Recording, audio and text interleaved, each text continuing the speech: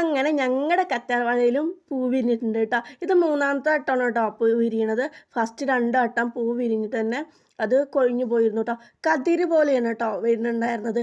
അത് ആ ഒരു തണ്ട് അങ്ങനെ തന്നെ നിൽക്കും, പിന്നെ ആ ഒരു കതിര് കൊഴിഞ്ഞു പോവുകയാണ് ചെയ്യാറ് കേട്ടോ. ഞങ്ങൾ ടെറസിൻ്റെ മേലെയായിരുന്നു കേട്ടോ കറ്റാർവാഴ വെച്ചിട്ടുണ്ടായിരുന്നത്. അപ്പോൾ ഇതാണ് നല്ല അടിപൊളിയായി വരുന്നുണ്ട്, നല്ല ഭംഗിയുണ്ട് കേട്ടോ. കതിര് പോലെ ഇങ്ങനെ കാണാൻ വേണ്ടിയിട്ട്. അപ്പോൾ അതിൻ്റെ ബാക്കിൽ നിൽക്കുന്നത് കേട്ടോ ആദ്യമായിട്ട് വിരിഞ്ഞ കറ്റാർവാഴ പൂ എന്ന് പറയാൻ വേണ്ടിയിട്ട്. അതിൻ്റെയൊക്കെ കൊഴിഞ്ഞു പോയി ആ തണ്ട് മാത്രമല്ല, അതും അളിയാൻ തുടങ്ങിയിട്ടുണ്ടായിരുന്നു കേട്ടോ. പിന്നെ ഇതായിരുന്നു രണ്ടാമത് പൂ വിരിഞ്ഞിട്ടുണ്ടായിരുന്നത്. ഇതിൻ്റെ ഇപ്പോൾ കൊഴിഞ്ഞു പോയി ഏകദേശം കേട് വന്നുകൊണ്ടിരിക്കുന്നുണ്ട്. അപ്പോൾ ഇപ്പം ഉണ്ടായിരിക്കുന്നത് മൂന്നാമത്തെ വട്ടമുള്ള നമ്മുടെ കറ്റാർവാഴേൻ്റെ പൂവാണ് കേട്ടോ. അങ്ങനെ അടിപൊളി പൂവൊക്കെ വിരിഞ്ഞ് കറ്റാർവാഴ നല്ല തളിർത്ത് വന്നിട്ടുണ്ട് കേട്ടോ. അപ്പോൾ കറ്റാർവാഴേൻ്റെ പൂവൊക്കെ എല്ലാവർക്കും ഇഷ്ടമായെന്ന് വിചാരിക്കണം. ഇഷ്ടമായവർ ലൈക്ക് ചെയ്യണേ, സബ്സ്ക്രൈബ് ചെയ്യണേ. Thank you. ഹാപ്പി ഓണം.